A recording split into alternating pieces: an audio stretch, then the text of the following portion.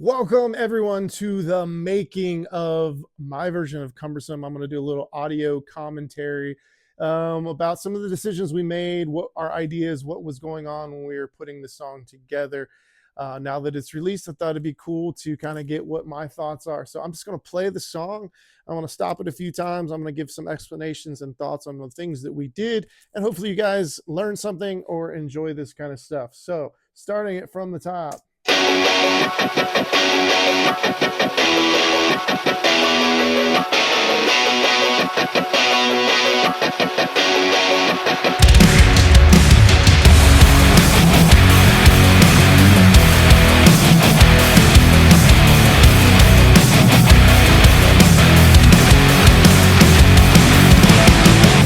Wow, so clearly that intro is quite different than the original. And that's by design. Obviously, the rhythm's the same, jan, jan, chicka, chicka. But here's the thing. I was stressing so much about this.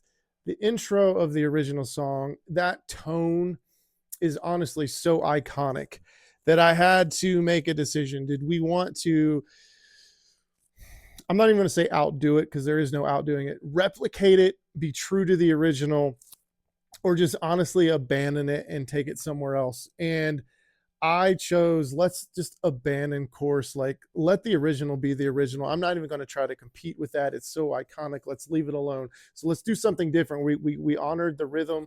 This is something we went back and forth on toying with the rhythm. I kept urging Brian. I said, I think I want to stick to the original rhythm because that has to be, but the tone's going to be different. So the tone is quite different, but then underneath the tone you have this like this little synth part, and to me that was just saying, number one, this is not the original. Number two, wow, that's kind of more of a modern take on it. And number three, it just kind of lets the listener know you're going to go on this journey and it's going to sound familiar, but it's going to be way different. So a lot of thought, and it was something I stressed about quite a bit because the intro to the original song was just so iconic. I honestly just decided to bail on it. I'm not going to compete with that. So we did something different. So then it goes into this big bombastic kind of instrumental part. And as you know, on the original, it just kind of goes straight into the verse. So now we'll take a listen to the verse. She calls, make a laugh, and I wear the David miss. I guess the stones are coming too fast for her now. You know I like to believe this nervousness will pass, but all the stones that I've thrown are building up a wall. Again, quite a bit different than the original. Are you seeing a pattern here? We wanted to honor the original, but we wanted to kind of make it ours. Played with the vocal line a little bit at the end, kind of tailing and going into the chorus. So toyed with the vocals, but left, for the most part, kind of kept them true. The biggest thing I think that we decided to do that is not on the original version is the original version, kind of those guitars kind of stayed up. I mean, he was singing kind of all the way up. I would say he was at like a 9 the whole way through. It never really dropped down once it got going. Just kept that driving guitar part. But one of the things that, unlike the original, was in the 90s, we would always have these big choruses and then drop it down on the verse. So I thought it would be cool to kind of take this song and stay true to other 90s songs. You know, Nirvana was famous for big loud chorus, quieter verses. So it's nothing that we did that's new. It's just something that happened, but it wasn't done on this song. And we wanted to put that on this song, and that's what we did. So you'll notice the verse drops. It's almost in steps. The front half of that verse is very kind of broken down, and then comes in with the bigger guitars. It steps it up. So we've got this intro, big loud guitars, and we drop it down for the verse. So we're just building steps, and that's something that was not done with the original. Again, just another decision we wanted to make to kind of pay homage to the 90s, pay homage to the song, but kind of do our take on it. So those were the decisions on the verse. And now we're going to hit this chorus, and it goes.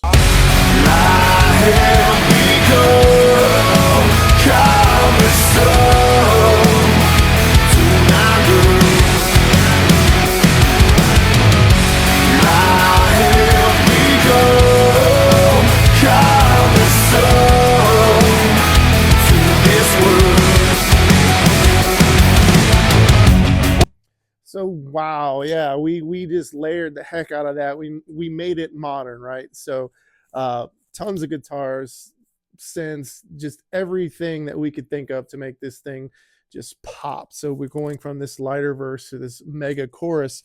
And honestly, we just decided we're just going to make this sound like it's 2026 and use all the techniques and tricks that people do nowadays that weren't widely used. I mean, there was layering done in the 90s, but if you listen to this chorus and you listen to the original, this one definitely has a lot more thickness and things. So that's pretty obvious when you listen to them side by side. One thing I'd like to note, a decision we made, and it's something that is used all the time, but there's this little like harmony guitar underneath it that kind of builds up. And again, just another tip of the hat to the 90s. I think most people, if you remember Machine Head, just that iconic thing going on at the beginning of the song, it almost is reminiscent of that part. I use that a lot of my stuff. I just love that layer. It's a technique that is used in tons of songs, but Machine Head comes to mind as being the most popular. So to throw another 90s band on top of this, I thought was a cool thing. Maybe you did, maybe you didn't, but that's the decision behind it. So we're going to go into verse 2, see if there's anything that I remember about that. Obviously, it mirrors the first verse quite a bit, but let me just listen. I'd like to believe we can reconcile the past, resurrect those bridges with an ancient land. But my own stone face can't seem to break her down. She remembers bridges, burns them to the ground. So yeah, same thing on that verse. It's a little more upbeat. We added some more elements than the first time through.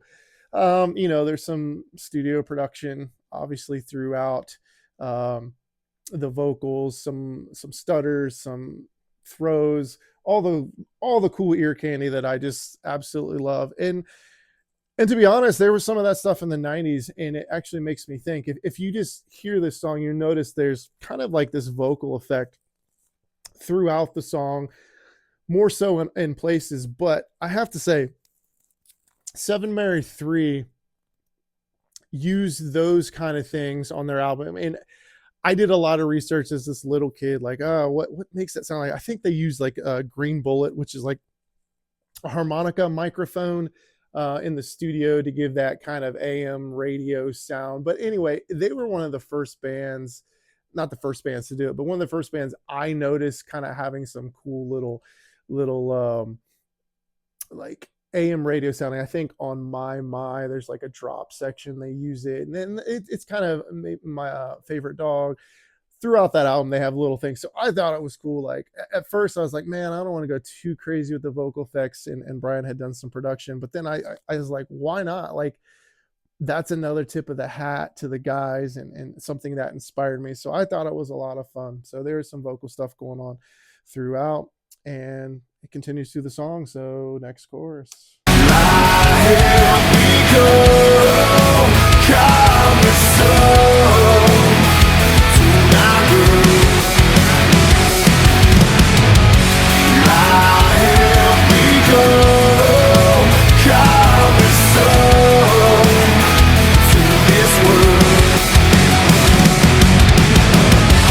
Okay, here, I almost forgot about this, but here is something that will truly solidify me as the world's biggest geek and nerd on Seven Mary 3. And it's a little bit of an Easter egg. I don't know if anybody picked up on it. And if you did, please comment. I would love to know. Okay, so you're just listening to that chorus. Yeah, what's the big deal? If you listen to the lyrics, I have become cumbersome to my girl. I have become cumbersome to this world.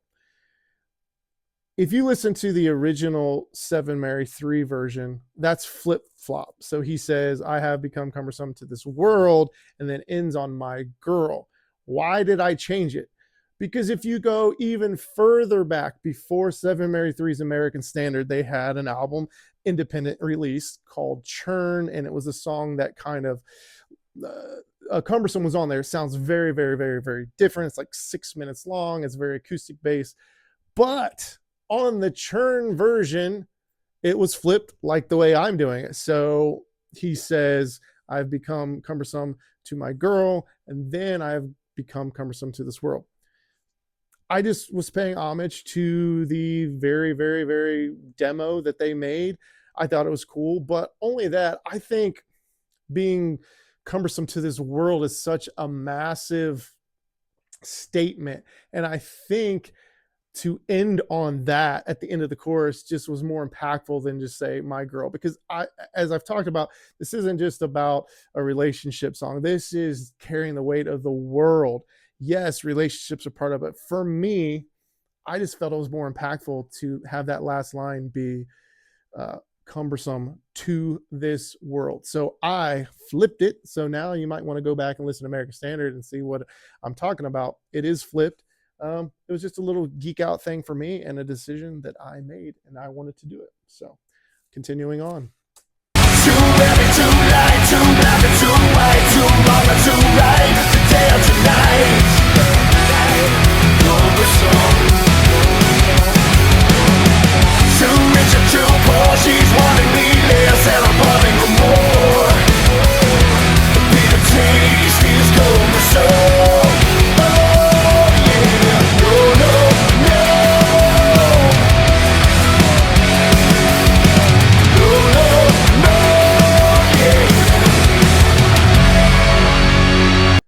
Yes, the too heavy, too light part. We honestly stayed pretty true to that. Just made it kind of more modern and layered the crap out of it. But I just want to touch on this part of the song because this was probably the biggest hook for me. Like I remember being a kid hearing it. That's what got stuck into my mind.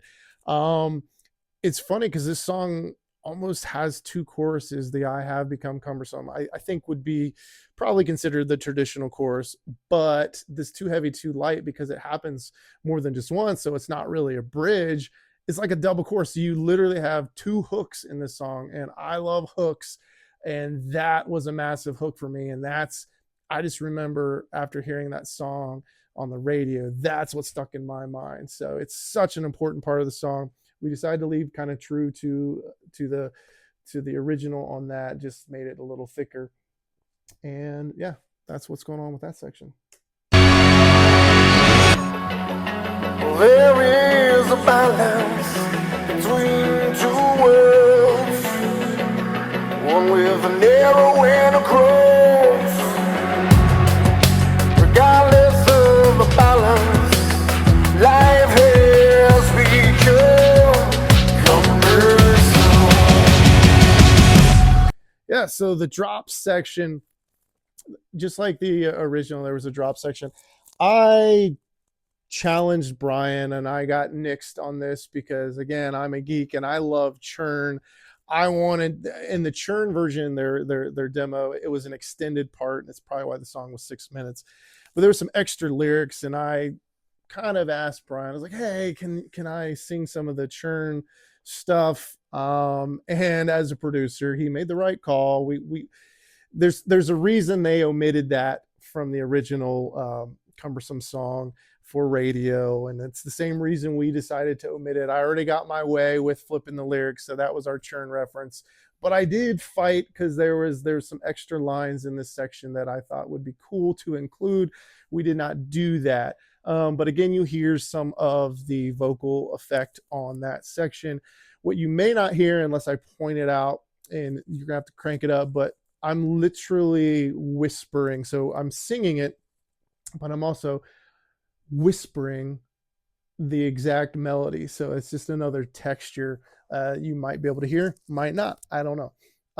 The other thing about that is we were wavering because it really sounds different. It's a more of a modern, but Jordan, my bass player from my other band, I flew him down to play on this because I wanted him to play on this song. And we wanted that, again, another iconic piece is that bass line. We could have done that bridge without it, but we thought it important to include the original bass line like in that. So that does come back in because the way we've produced the song, the bass is really kind of almost like a percussive instrument because it locks in with that kick drum, but it's actually a very melodic bass line in the original. So for that to come back in that drop section was something that we all agreed we wanted to do. And now we're going to listen a little bit more. Well, I have become cumbersome to my girl. I have become cumbersome to this world. So yeah, coming out of that bridge is a completely new thing. I give Brian props. That's something he wanted to do with kind of like the broken chorus and then it flies in. I wasn't in love with it initially. I kept waiting to see what he was going to do with it. I think at the end, we decided, I think it's like a reverse yell that comes in. And once we did that, it made all the difference in the world to me. And I loved it. And I thought it was dramatic. And I thought it was just a cool little studio trick. And now you have it, and it becomes maybe one of our iconic parts of the song. I don't know, but then we're just gonna play through the rest of the song here.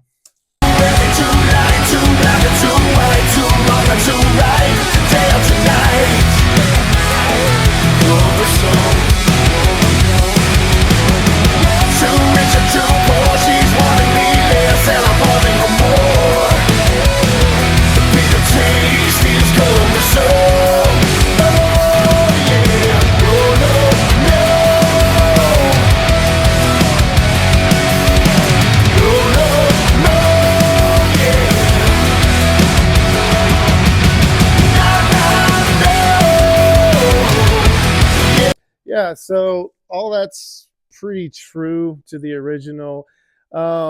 We did skip out on that on the original. We could have done that, but again, we were just really rocking and rolling here in the modern take. We did leave that kind of drum build, which is kind of a reference to the original.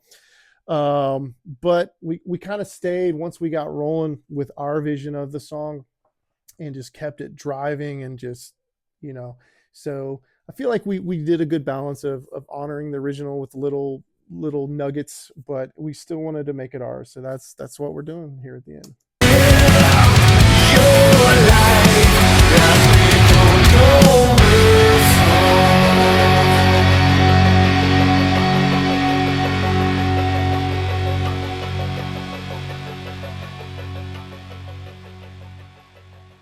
Yeah, so the end of the song just kind of ends on that big loud guitar, but we bring back that synth to kind of bring everything full circle. So that's my rundown. That's some of the decisions we made. That's where my mind was. This was a lot harder to do than a lot of people realize when you're covering, number one, a classic song that sold millions of records.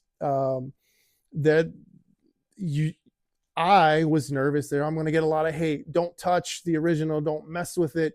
It's good. Why would you ever do that? So that's in the back of my mind.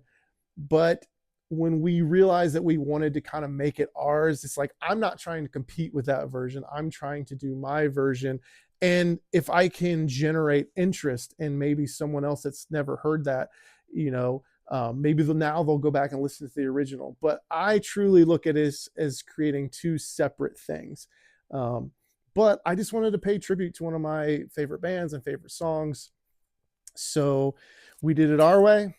You heard some of the reasoning behind it. I hope you guys enjoy it. If you enjoy stuff like this, I might do more. I might kind of go through my video and give those explanations. But yeah, hope everyone is well, and thank you for streaming. And the audio is probably not great, so you probably want to go to Spotify or wherever you stream music and go ahead and listen to it top down, and you can hear the things that I talked about. So love you guys. Take care.